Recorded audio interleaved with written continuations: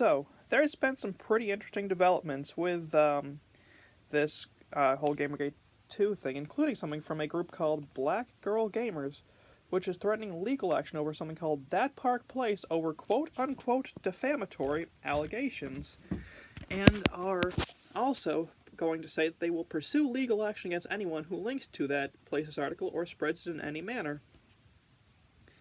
And to go even further, they've claimed that they were falsely claimed to have been employing discriminatory hiring practices, except turns out they did. And this Black Girl Gamers group has also, been, I believe, called out by one of their ex-employees. Ain't that interesting? And yeah, and their website, the forum thing, even, you have to, you can't identify as white or a male, but then you're allowed on the forums, which is interesting. Oh well. And, the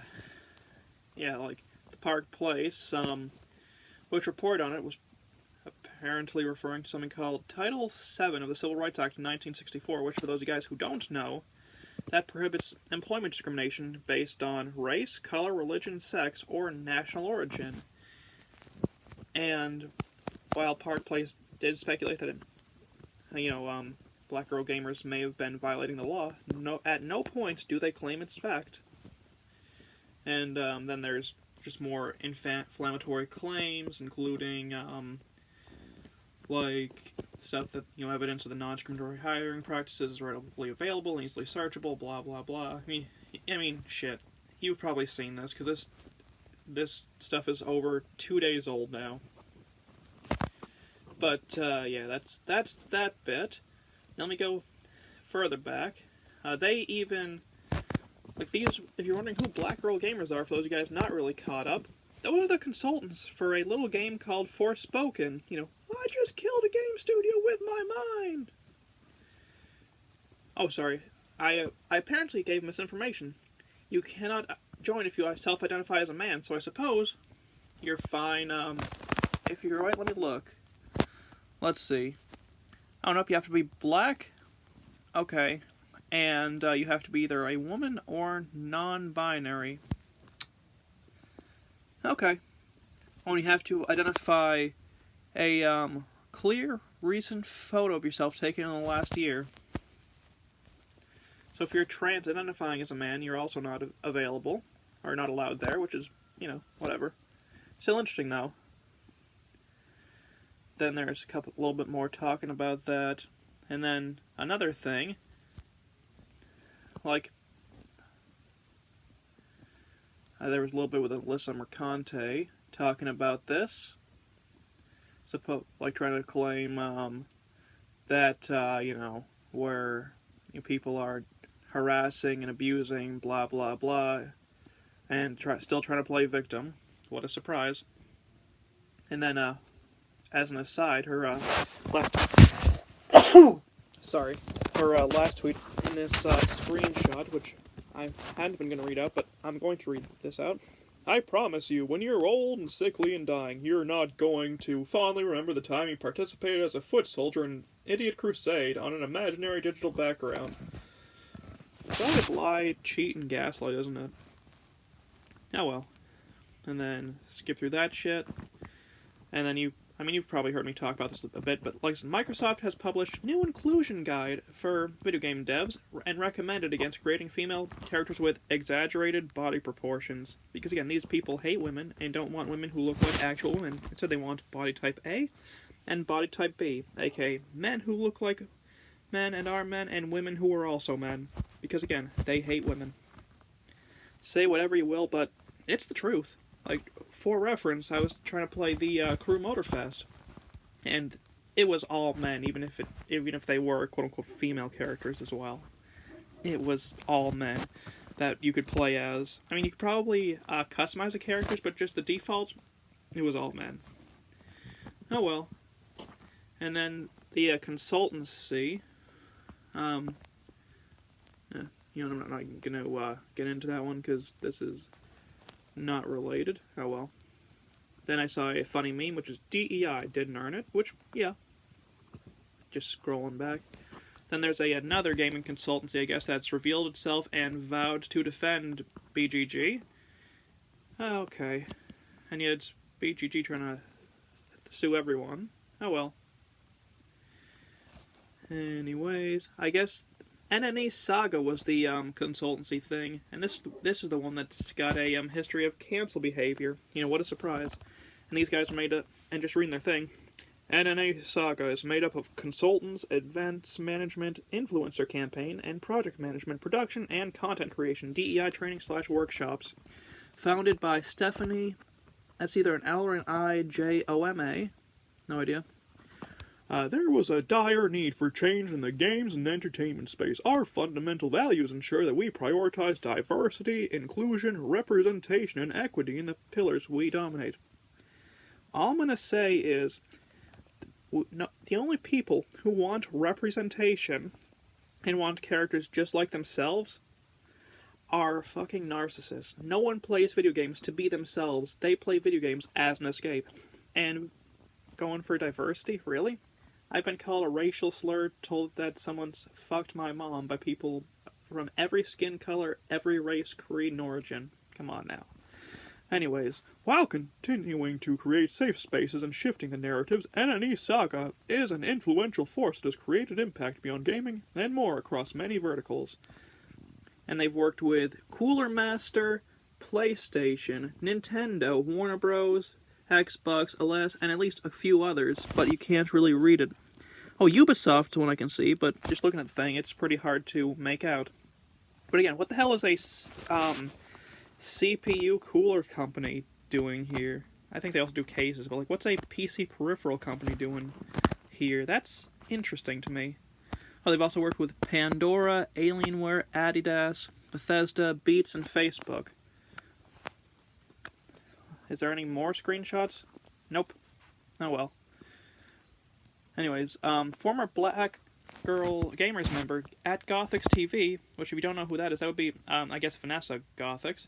Like even said, BGG doesn't care about diversity, and she was kicked out for refusing to hate white people, and after leaving, she was harassed for months by the consultant company. And BGG, again, those are the consultants who worked on Forspoken. Holy shit, I killed a game studio with my mind. And just read out her thing. As a former Black Girl Gamers member, I can confidently say these people are full of crap. They do not care about diversity. They promptly kicked me out for being anti-black, aka not making an idol out of my skin color and refusing to hate white people. I was harassed for months after the fact and received an onslaught of vitriol from many of their black members. You know how BGG responded? They blocked me and literally scrubbed my existence off their platforms. By the way, most of the vitriol I received from many of their members have made it into the final cut of the Gothics documentary, gothicsfilm.com. So, if they want to talk about receipts, boo-boo, I have them. Let me be clear, I have no ill will from these people, and I'm always praying that J.N. and her crew will eventually have their wake-up call. Or moment, just like I did. Maybe this is it. And I'd love to say, yeah, they'll get their, they'll get their wake-up, but, like, they won't, and it's a shame. Oh well, what can you do? Anyways, then, for those of you guys who don't know, Bandai Namco has joined Capcom and started banning mod videos. So, here we are again. More gamers being screwed out of their free expression because these companies are greedy and would rather make you pay for all the different cash shop items and not actually express yourself. What a surprise. But there's been a very, recent affected user called Umin, U-M-I-N, who's lost his YouTube channel and is quitting modding, judging by the reaction. Because, again, like these, this company decided to go after them. And it's not surprising. These companies, a lot of these Japanese companies, hate mods, and it's a shame. And they'll go out of their way to screw over users. Like, there's Nintendo, and Capcom, and now Bandai Namco. And there's probably more, and it's a shame, but here we are. And then, for those of you guys who don't know, Twitch decided to start bringing back community guidelines, which will probably be reverted, saying you can't focus on any body parts for any specific length of time anymore. And recently, I was just browsing Twitch, and Sasha Grey, yes, that's Sasha Grey, was doing a stream, and she had a green do-rag. At first I thought she had painted her forehead green, but no, it was like a green do-rag, which she was playing the game on. which was kind of funny. And in tech news, actually, like a new thing has came out. People are able to play Doom on the control panel. Hold on.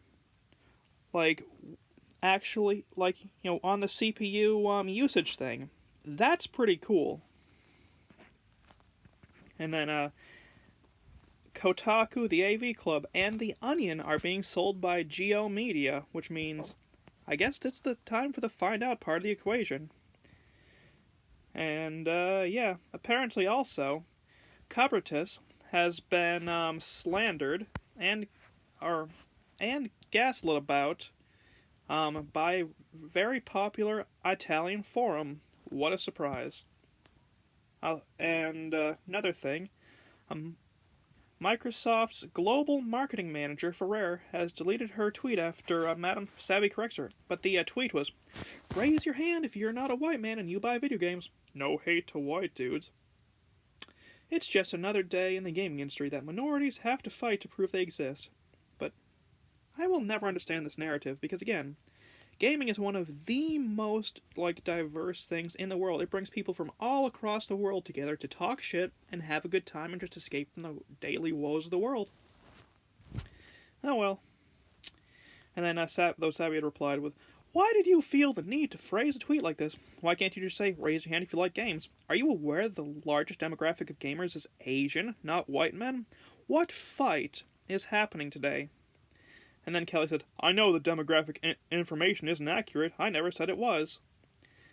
And as Grums said, this is how they think. Facts don't matter to the narrative. And then I guess she went protected. What a surprise. Just checking if there's any more new news.